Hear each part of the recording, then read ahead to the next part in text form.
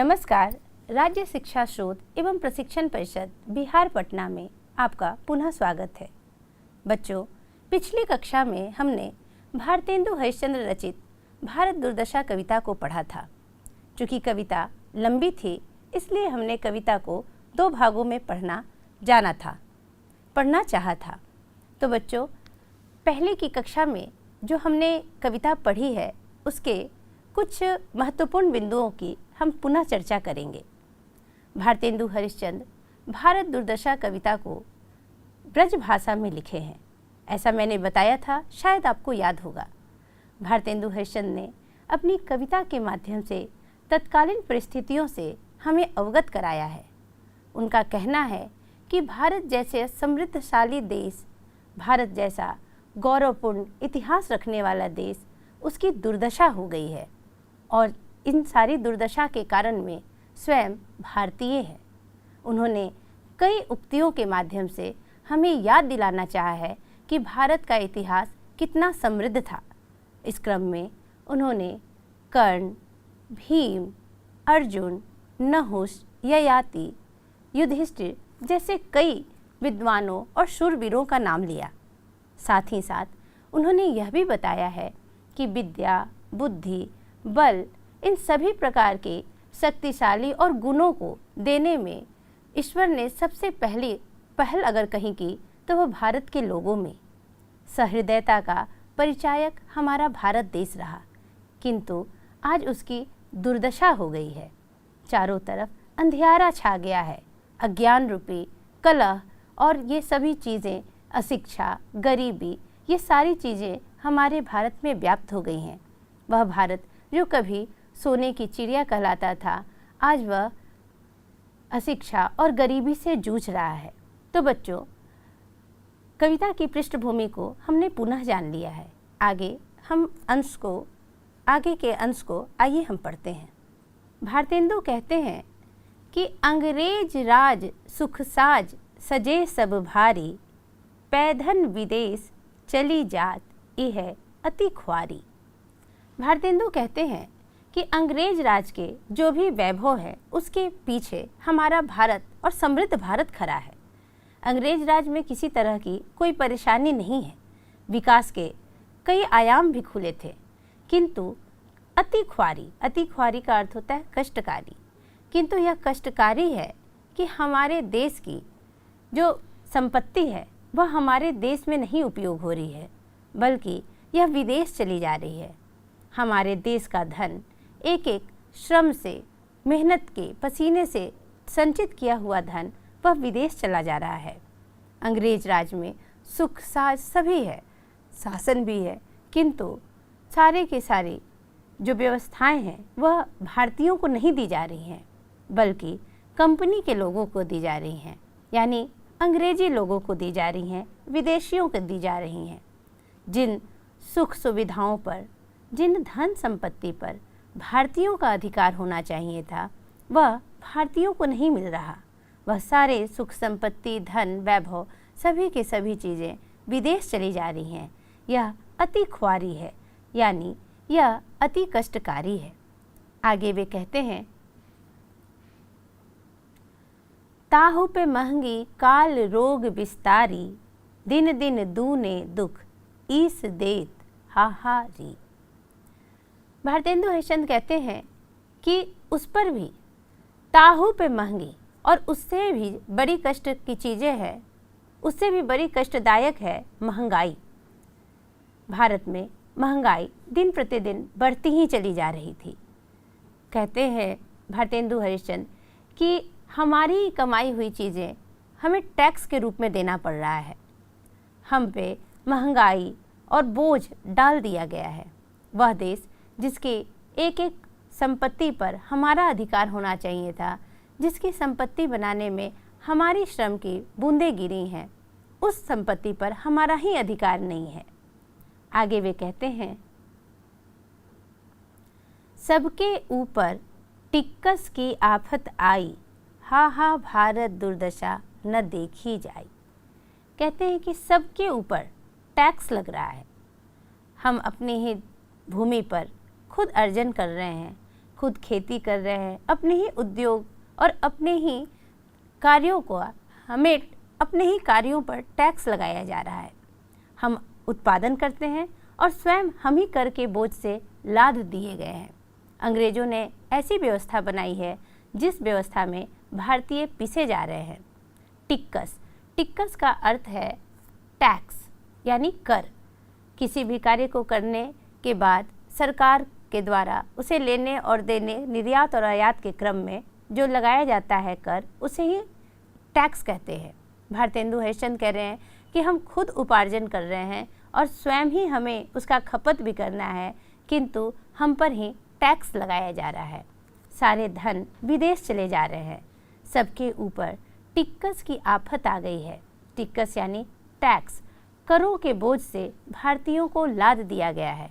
वह भारतीय जो स्वयं अपने पसीने की बूंद गिरा रहे हैं, श्रम का पसीना बहा रहे हैं, वह भारतीय जो श्रम करके अपना पसीना बहा रहे हैं, उन्हीं भारतीयों पर टैक्स लगाया जा रहा है। हमारे यहाँ का धन विदेश चला जा रहा है। यह अति ख्वारी है। ख्वारी यानी कि कष्टकारी।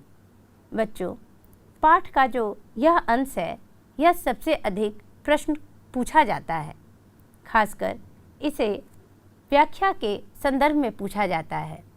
टिक्कस का अर्थ भी आता है। कुछ महत्वपूर्ण सवाल इस पंक्तियों से जरूर पूछे जाते हैं।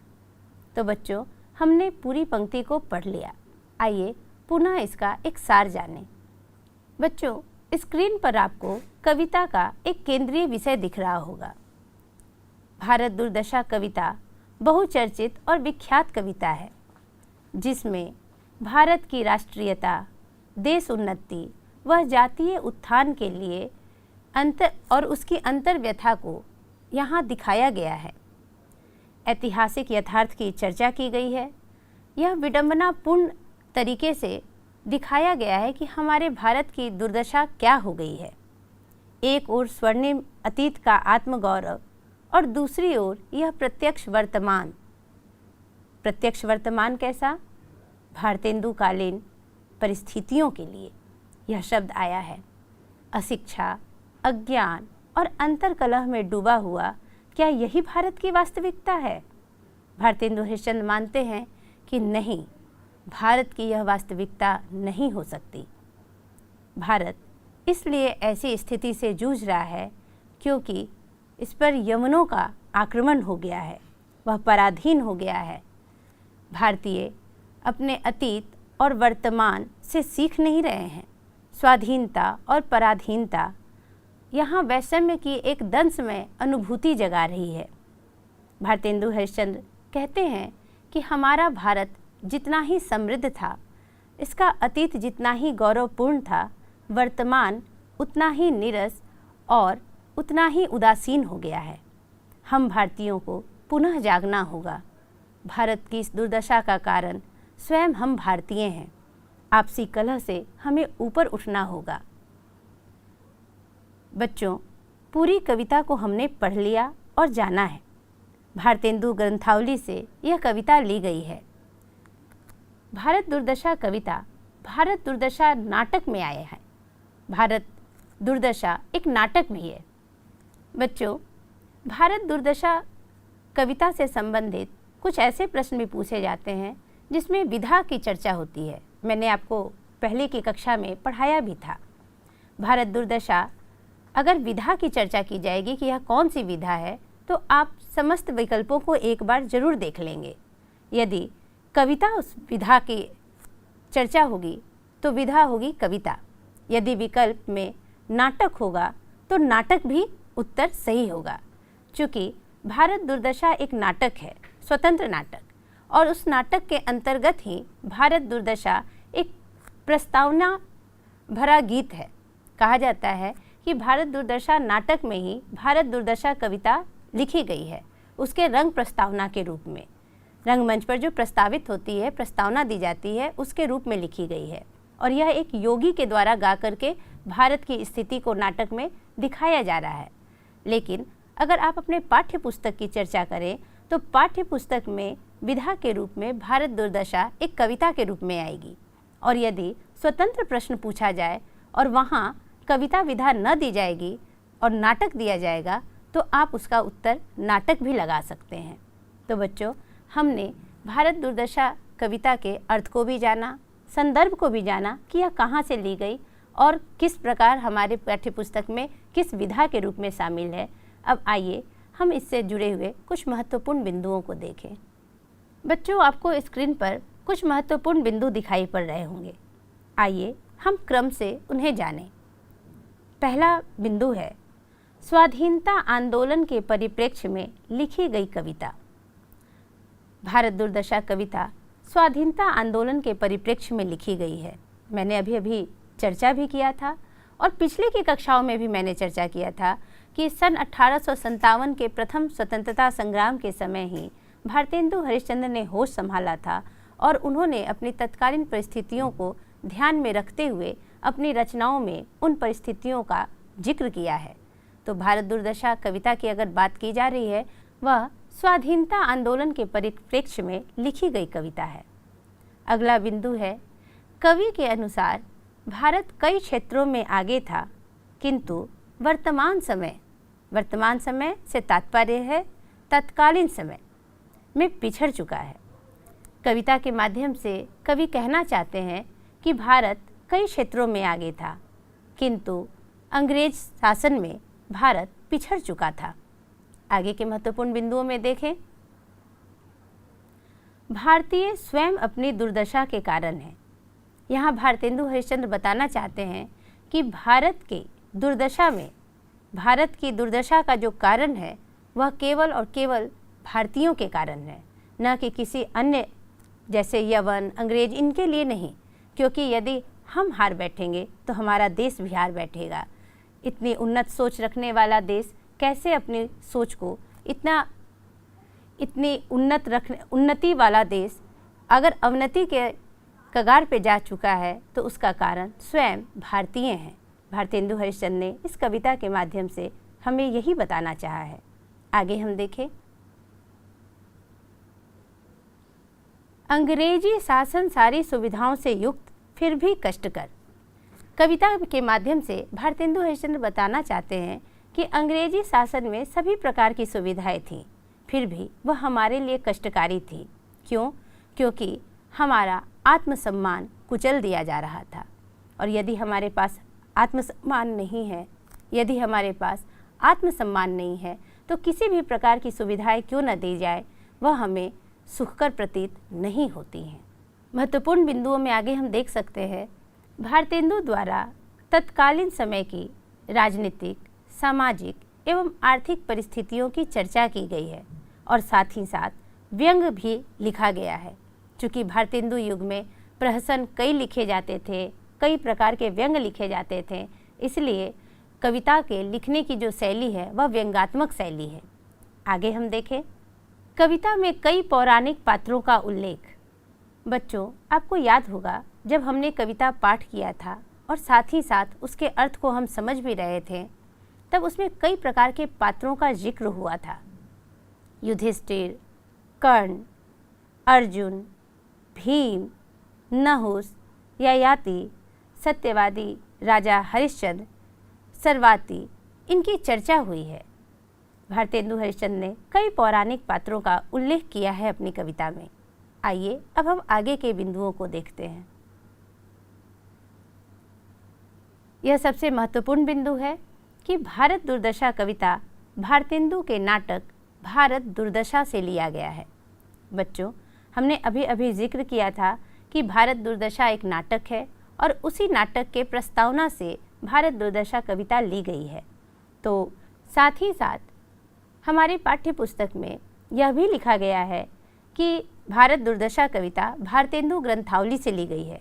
चूँकि भारतेंदु की समस्त रचनाएं भारतेंदु ग्रंथावली में संकलित हैं, इसलिए यहाँ भारतेंदु ग्रंथावली से भी एक प्रश्न पूछा जा सकता है। तो बच्चों, हम सभी कंफ्यूज नहीं होंगे अगर सवाल पूछा जाएगा कि भारत दुर्दशा कविता कहाँ से ली गई है, और अगर उनके विकल्पों में भारतेंदु ग्रंथावली आएगा तो उसका उत्तर भारतेंदु ग्रंथावली होगा। और यदि नाटक की चर्चा रहेगी भारत दुर्दशा, तो ऐसे समय में हम प्रश्न के उत्तर को भारत दुर्दशा के रूप में लिखेंगे। आइए अब सबसे महत्वपूर्ण और आखिरी बिंदु की चर्चा कर लें। आखिरी बिंदु है भाषा। भाषा, ब्रज भाषा। बच्चों, शायद आपको याद होगा, हमने पूर्व की कक्षाओं में भी यह कहा है कि भारतेंदु हरिश्चंद्र अपने गद्य और पद्य दोनों की रचनाओं के लिए दो प्रकार की भाषा का प्रयोग करते थे। गद्य की रचनाएं जो हैं, गद्यात्मक रचनाएं हैं, उनकी भाषा उन्होंने खड़ी बोली हिंदी रखी है, और पद्य की जो भाषा थी वह पूर्व से चली आ रही ब्रज भाषा को उन्होंने अपनाया। इसलिए अगर भारतेंदु की भाषा की बात करेंगे और भारत दुर्दशा की बात करेंगे तो यह ब्रज भाषा में लिखी गई कविता है। आशा है बच्चों आपने महत्वपूर्ण बिंदु को बहुत अच्छी तरह से समझ लिया होगा। अब आइए कविता में आए कुछ कठिन शब्दों के अर्थ को हम समझ लेते हैं। बच्चों, आपको स्क्रीन पर कुछ शब्द दिख रहे होंगे। चूँकि शब्द ब्रज भाषा के हैं, इसलिए आइए इसके मानक हिंदी को हम जानें। पहला शब्द है आवहूँ। आवहूँ का अर्थ होता है आओ। दूसरा शब्द है भीनो। भीनो का अर्थ है सिक्त और भींगा हुआ। तीसरा शब्द है लखाई। लखाई यानी लखना, और लखना यानी दिखाई पड़ना, तो लखाई का अर्थ हुआ दिखाई। एक शब्द और है, शब्द है मूढ़ता। कविता में आया भी था कि मूढ़, हमारा देश जो है वह मूढ़ हो गया है, तो यहाँ मूढ़ता का अर्थ है मूर्खता। एक अन्य शब्द है अविद्या। अविद्या का अर्थ होता है अज्ञान। एक अलग शब्द है राति। राति का मूल शब्द हुआ रात, और रात यानी अंधकार का परिचायक है। जवन सैन। कविता में एक पंक्ति में जवन सैन की चर्चा की गई है। जवन सैन का अर्थ हुआ यवनों की सेना। चूँकि ब्रज भाषा में लिखा गया है और पहले य का उच्चारण ज से भी होता था, इसलिए जवन सैन लिखा गया है और इसका अर्थ होता है यवनों की सेना। एक अन्य शब्द है पुनि। पुनि का अर्थ होता है फिर। एक अगला शब्द है नासी। नासी का अर्थ होता है नष्ट, समाप्त हो जाना, नष्ट हो जाना। एक अन्य शब्द है बिलखाई। बिलखाई का अर्थ होता है बिलखना, बिलाप करना या तड़पना या फिर रोना। एक और शब्द है ख्वारी। यह कविता के अंतिम कुछ पंक्तियों के बीच आई है, ख्वारी शब्द। ख्वारी का अर्थ होता है कष्टकारी यानी दुखदाई।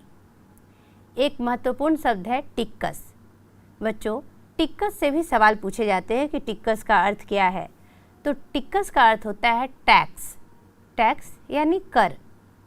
एक अन्य शब्द है पंगु। पंगु यानी लंगड़ा। एक आखिरी शब्द आपको दिख रहा होगा, वह शब्द है आफत। आफत का अर्थ होता है आपदा या विपत्ति। बच्चों, हमने जो अभी शब्द जाना, कुछ शब्द ब्रज भाषा के थे और उनके ही हमने मूल अर्थ को जाना है। अब आइए शब्द निधि जानने के बाद और कविता पढ़ने के बाद हम अपना मूल्यांकन स्वयं क्यों न कर ले कि हमने इस कविता को कहाँ तक समझा और कहाँ तक जाना। तो बच्चों, हम इस कविता से संबंधित कुछ प्रश्न उत्तर को देख लेंगे। बच्चों, स्क्रीन पर आपको भारत दुर्दशा कविता से संबंधित कुछ प्रश्न उत्तर दिखाई पड़ रहे होंगे। चलिए एक एक करके हम सारे प्रश्नों पर चर्चा कर लें। पहला प्रश्न है, भारतेंदु हरिश्चंद्र किस युग के कवि हैं? विकल्प क भारतेंदु युग, विकल्प ख द्विवेदी युग, विकल्प ग छायावाद, विकल्प घ प्रगतिवाद। क्या होगा उत्तर? सही उत्तर है क भारतेंदु युग। अगला प्रश्न है, भारतेंदु हरिश्चंद्र का जन्म कब और कहाँ हुआ? विकल्प क 1504 राजस्थान मेरता, विकल्प ख 9 सितंबर 1850 वाराणसी उत्तर प्रदेश, विकल्प ग 1886 चीरगांव झांसी विकल्प घ 1897 महिषादल बंगाल। क्या होगा सही उत्तर? सही उत्तर है विकल्प ख 9 सितंबर 1850 वाराणसी उत्तर प्रदेश। तीसरा प्रश्न है, भारतेंदु हरिश्चंद्र के पिताजी गोपाल चंद का कवि नाम क्या था? चलिए ऑप्शन देखते हैं। चलिए विकल्प देखते हैं। पहला विकल्प है क रसा, विकल्प ख नवाब राय, विकल्प ग प्रेमघन, विकल्प घ गिरिधर दास। क्या होगा सही उत्तर? सही उत्तर है विकल्प घ गिरिधर दास।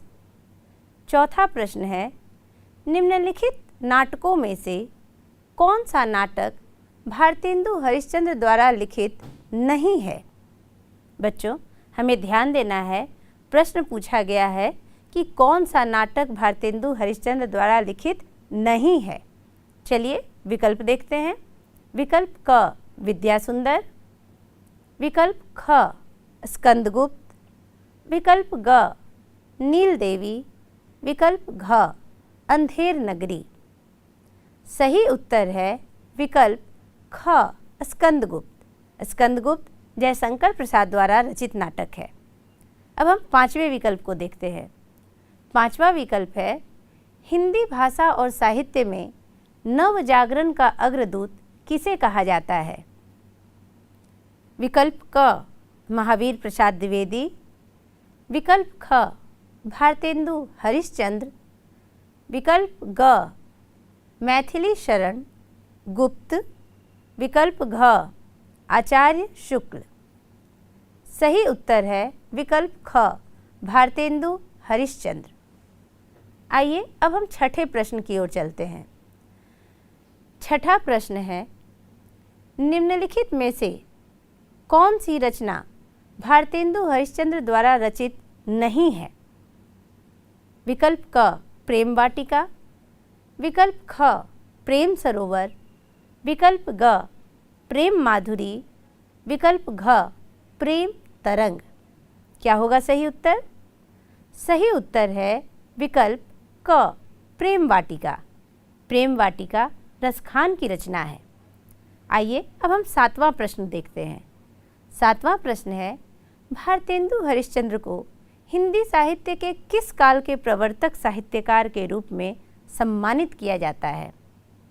विकल्प क आदिकाल, विकल्प ख भक्तिकाल, विकल्प ग रीतिकाल, विकल्प घ आधुनिक काल। सही उत्तर है विकल्प घ आधुनिक काल।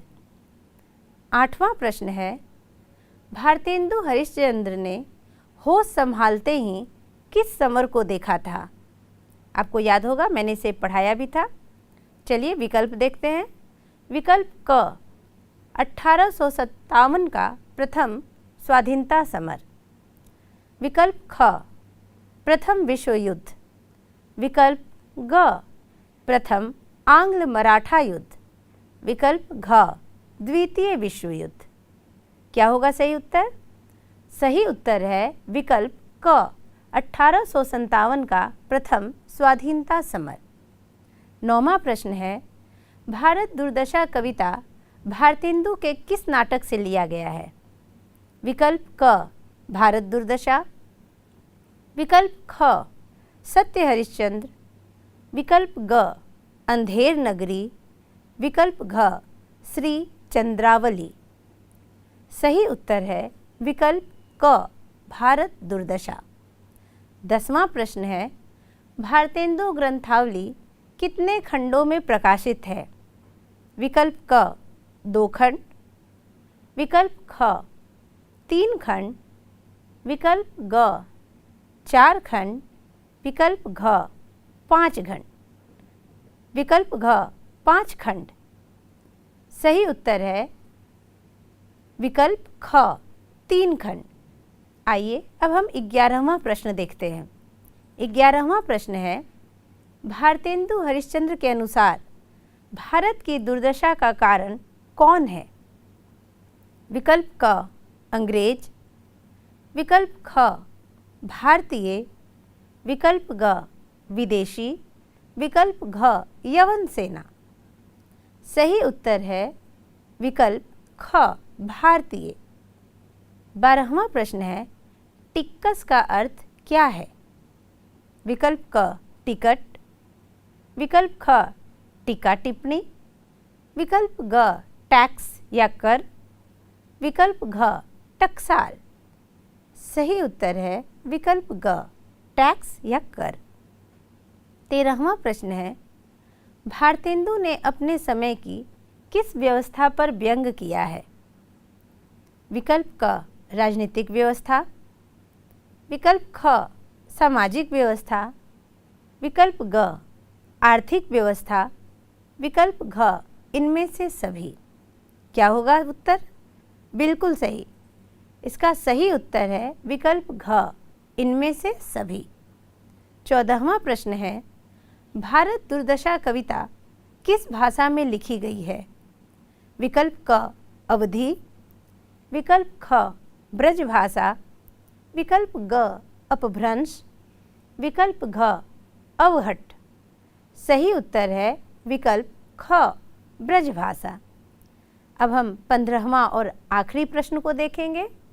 प्रश्न है, निम्नलिखित में से कौन से साहित्यकार भारतेंदु मंडल से संबंधित नहीं हैं?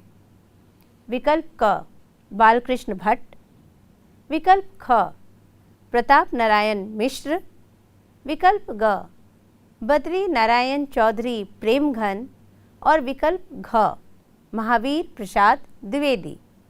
क्या होगा सही उत्तर? सही उत्तर है विकल्प घ महावीर प्रसाद द्विवेदी।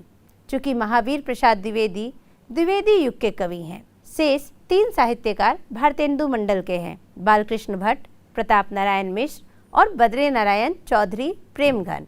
इसीलिए सही उत्तर होगा विकल्प घ महावीर प्रसाद द्विवेदी।